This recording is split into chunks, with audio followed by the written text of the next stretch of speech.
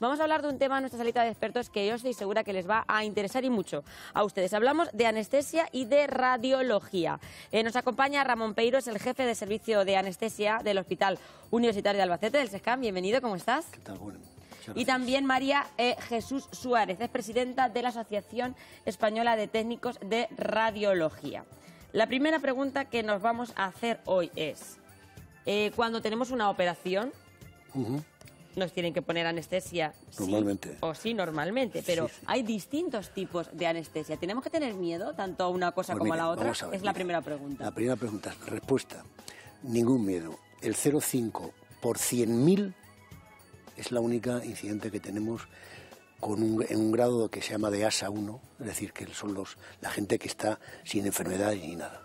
Es verdad que este 0,5 por 100.000 pasa casi a 50 por 100.000 casos de mortalidad intraquirófano. Realmente yo creo que en estos momentos pues no es la anestesia de hace 30, 40 años, ni muchísimo menos. La monitorización de este tipo de anestesia es tremendamente superior. Sabemos cómo se va a despertar ustedes, sabemos qué grado de analgesia, de anestesia, de conciencia tiene en estos momentos. O sea, todo esto está ahí. Vigilamos la frecuencia cardíaca, la tensión arterial. Está todo muy controlado, Ramón. Hablaremos de anestesia y de sus tipos. Y cuando hablamos de radiología, que es un término muy amplio, ¿tenemos que tener miedo a pasar por una prueba radiológica? Hombre, yo creo que sí, sobre todo porque tenemos que tener claro el concepto de que cuando un médico nos solicita una exploración radiológica, conlleva radiación ionizante. Entonces creo que hay que tenerle respeto, pero bueno, siempre sabiendo que el médico nos la ha solicitado porque es muy importante para obtener un buen diagnóstico, que en un futuro incluso un buen tratamiento.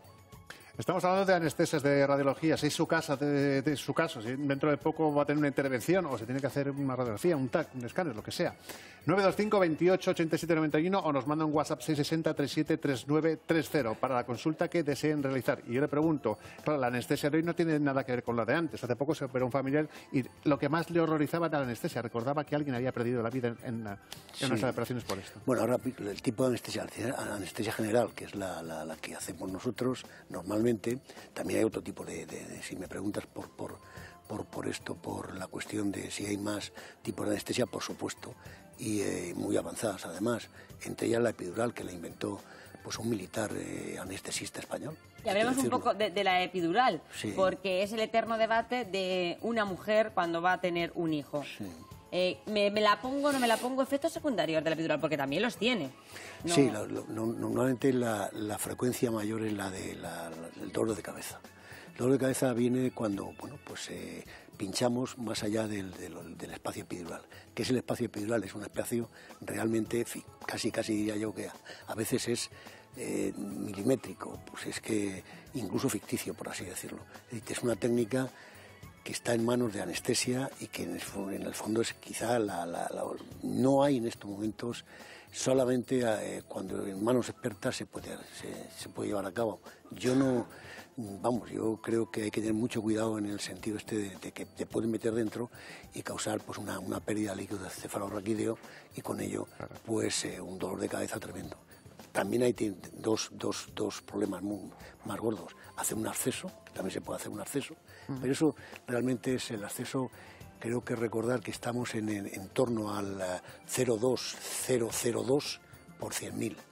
Y en cuanto, y a mí eso me preocupa, el hematoma, es decir, la sangre que sale al pinchar esa epidural, por así decirlo, vas a poner el catéter, que pones un catéter, pues resulta que es que a veces sale sangre y comprime la médula. Cuidado con eso. Ahora seguimos Eso es de 1 por 180, 190.000. Ahora seguimos con el tema de las anestesias, pero una duda que tenemos, el mayor común de los mortales. ¿Es lo mismo un escáner que un TAC, que una resonancia magnética? Y, por cierto, ¿la radiación se acumula? Bueno, pues el escáner o TAC, como tú lo has mencionado, o TC, bueno, pues en realidad esas tres denominaciones sí es lo mismo.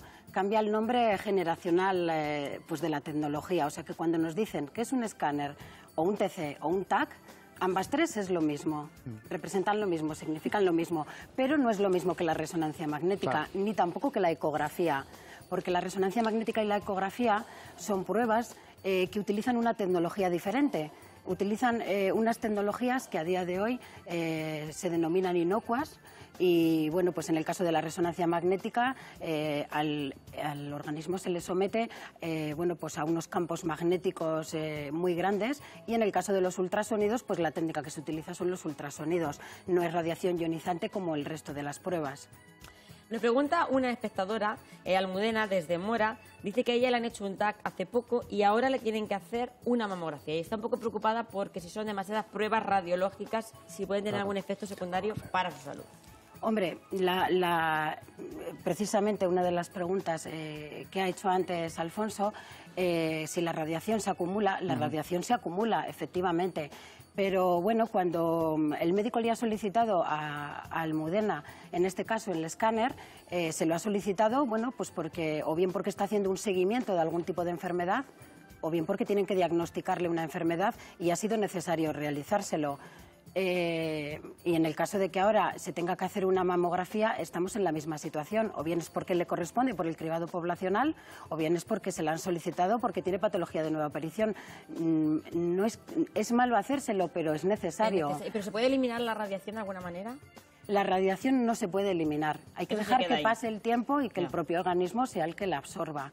Y, por ejemplo, pues para que os hagáis una idea y para que el público en general que nos está oyendo se haga una idea, cuando te haces vamos a contar una radiografía de tórax, que todos más o menos entendemos que es una radiografía de tórax. Si te haces una mamografía, equivale a unas 5 radiografías de tórax aproximadamente.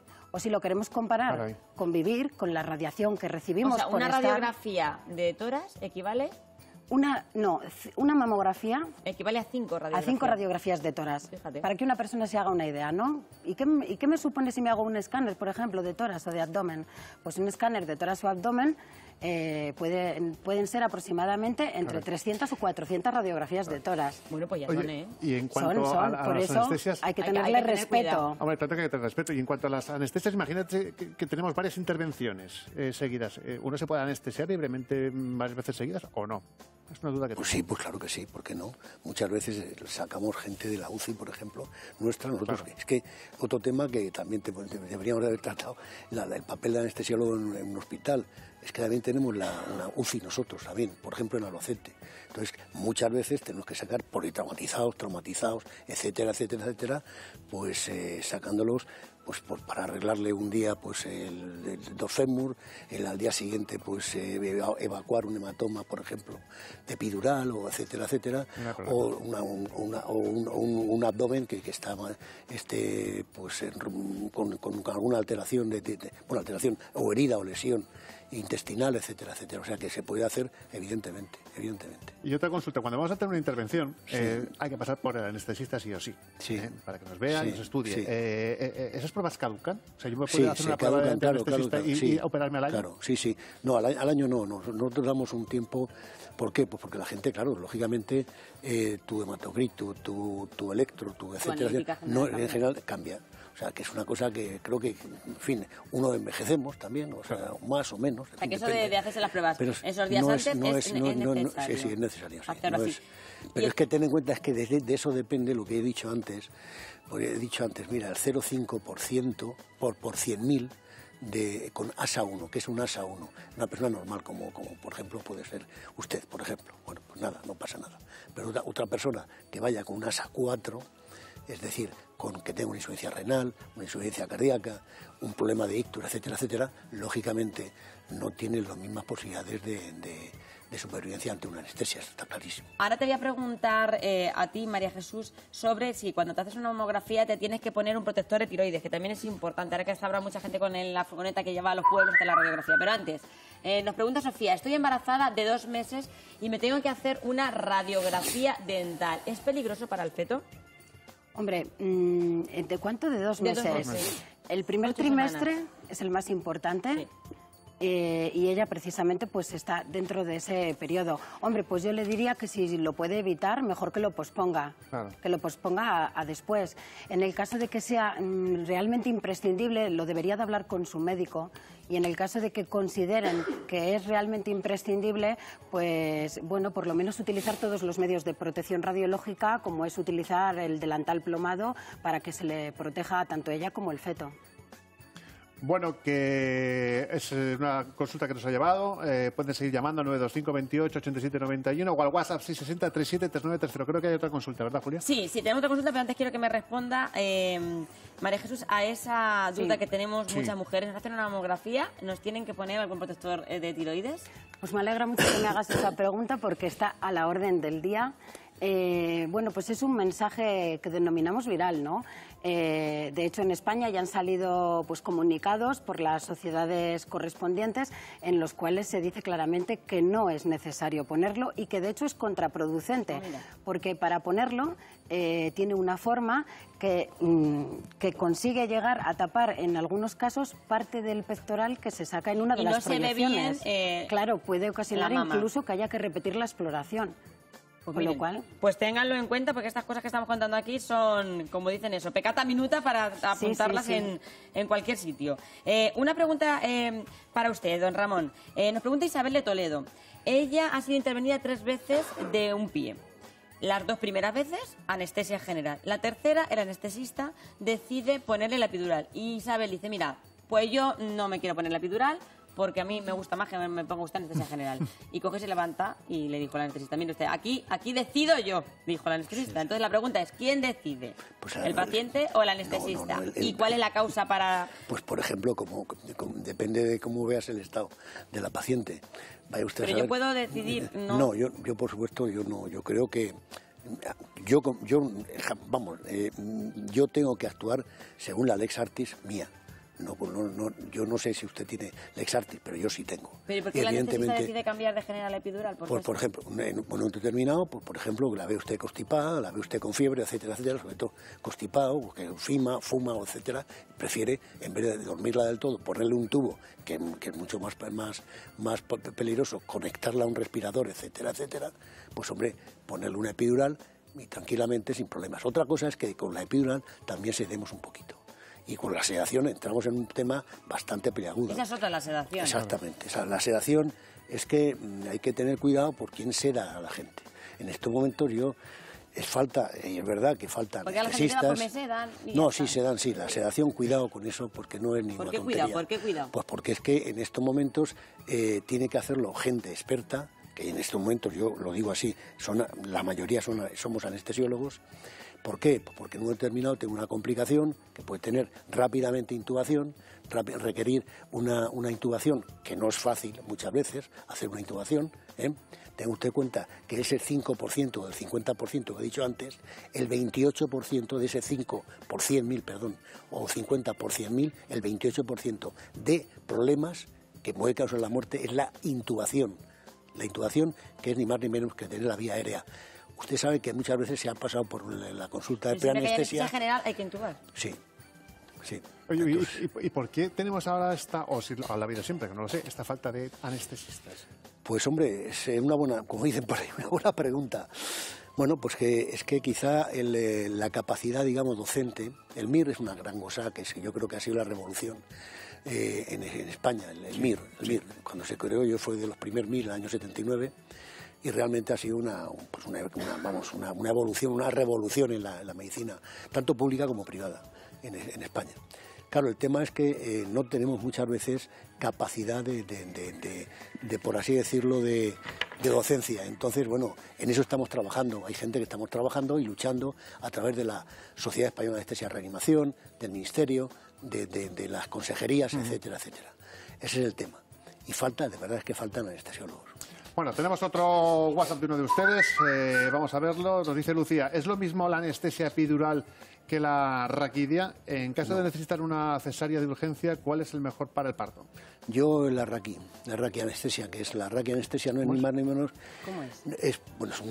La aguja es prácticamente igual que la epidural, es decir, lo más que no metes catéteres, metes dentro del líquido cefalorraquídeo, metes el anestésico.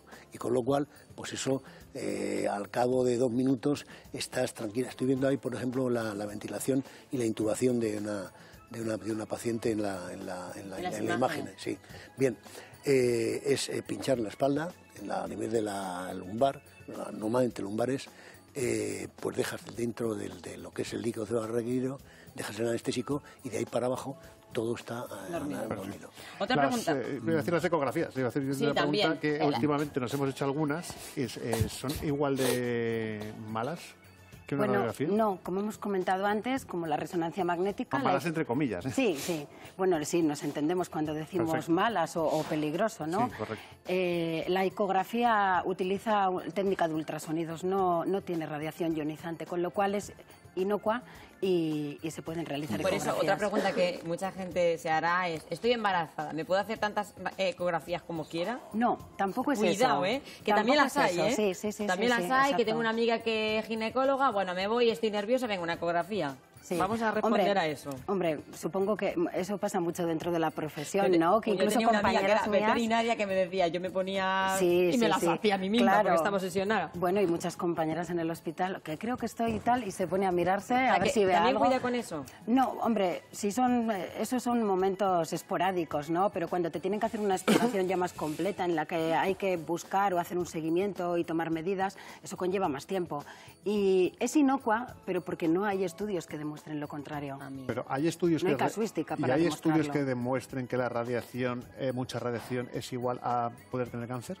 Claro, de eso sí hay muchos, y la mayoría de los estudios están basados en las bombas de Hiroshima, Nagasaki, en Chernóbil. La mayoría de los estudios de la radiación provienen de allí. O sea, que mucha radiación puede producir Y una cáncer. Claro, mucha radiación. Eso sí, y una sí. curiosidad que no sé si me lo puede contestar usted, pero que ha llevado tantos debates, es la radiación de los móviles o de los microondas, ¿es la misma radiación? No.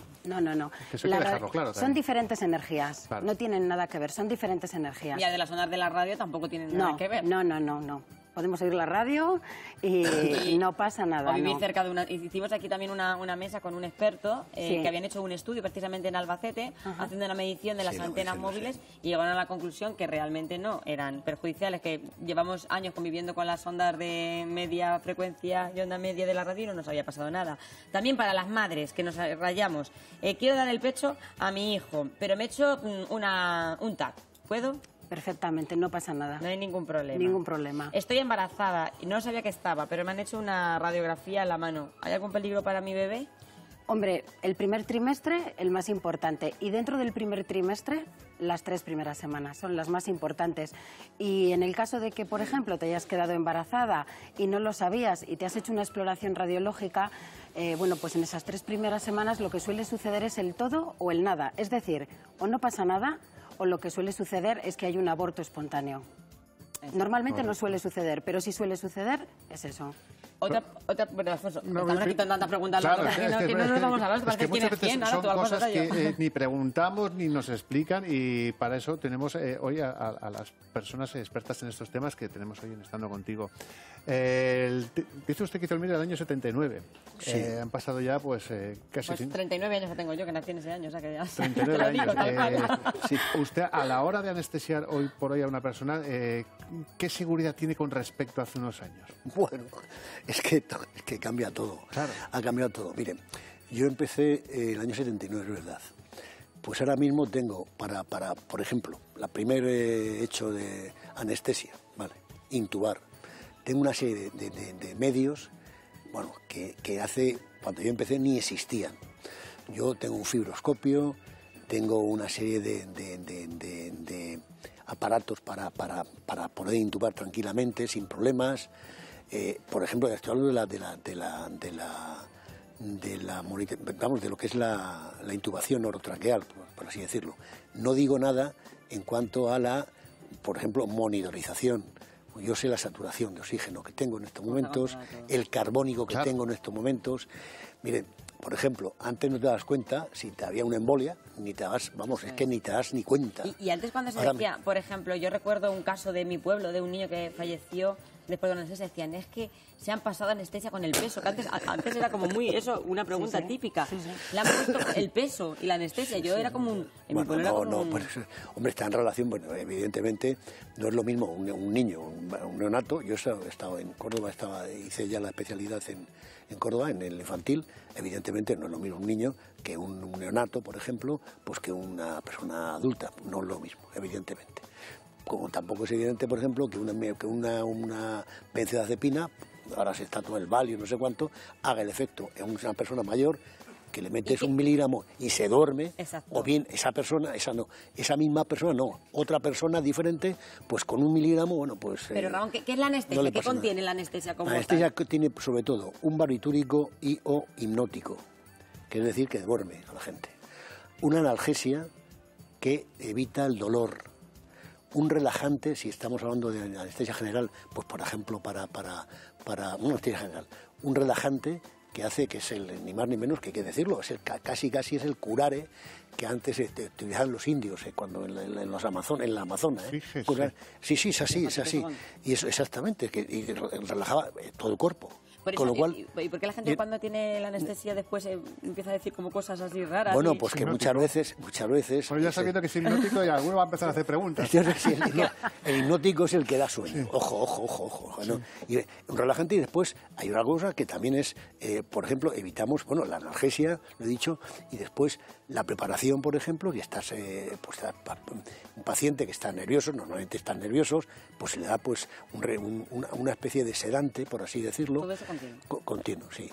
O sea, que completa anestesia. Y no queremos terminar una pregunta, niños adultos. Exactamente. Que me imagino que no será lo mismo, ¿no? No, para nada. Los niños son más radiosensibles, es decir, que tienen más sensibilidad a la radiación. Es peor hacerle a los niños, les afecta mucho más que a los adultos.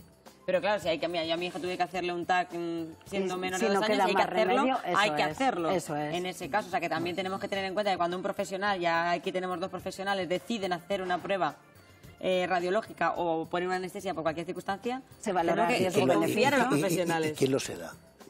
¿Y quién lo se da? El anestesista. El anestesista siempre. Por ejemplo, cuidado ponernos en manos de... Siempre. Y por último, ¿hay suficiente seguridad en todos los hospitales, en casi todos los hospitales, para que el trabajador que hace radiologías esté seguro? Bueno, pues ¿Está todo bien controlado? Como profesional de cara al paciente digo que sí que la hay. Pero como profesional que somos, siempre nos exigimos más. Y siempre criticamos nuestro trabajo. Ha torcido el morro, Ramón, ¿eh? Bueno, yo pienso que sí que hay seguridad. Yo en mi trabajo tengo seguridad y yo la doy al paciente y yo aplico mis conocimientos para darla. Otra cosa es que el profesional... Pero lo importante también es que estén seguros ustedes. Porque al final están expuestos todo el día. Bueno, la seguridad también, claro. También te la aporta la seguridad del profesional. Yo creo que ponerse en manos de profesionales... O sea, si tú ves a un anestesista, lo que está diciendo Ramón, cuidado quien te seda, que te sede una persona que sea un anestesista. No te pongas en manos de... me van a hacer una sedación. Hombre, y ahora la gente se seda por intervenciones, lo hace quien te lo por ejemplo, de colonoscopias, broncoscopias, pues hay miles de gastroscopias. Miren, hay miles.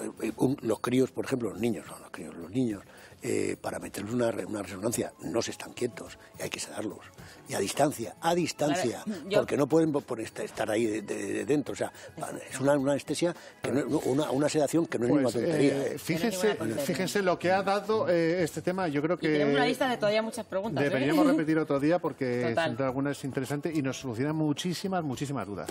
Pues muchas gracias. Yo me gustaría que nos invitaran... Bueno, a mí, dilo, Ramón. El papel del anestesiólogo en un hospital en estos momentos y sobre todo comarcales, que es fundamental que lo sepáis. Y yo lo doy un poco así para que lo dejamos sepáis. ahí, además. Lo dejamos ahí. Tenemos la suerte de haber tenido a Ramón Peires, el jefe de servicio, les insisto, de anestesia SESCAN, Hospital Universitario Albacete, una gran eminencia en anestesia, y también a nuestra María Jesús Suárez, presidenta de la Asociación Española de Técnicos de Radiología. Un placer, de verdad. Muchas gracias compartir por la este rato con vosotros, y si Dios quiere volveremos a traer este tema porque yo creo que es un tema que nos interesa a todos. Gracias. Gracias. Y ahora nos vamos con Juego de Tronos.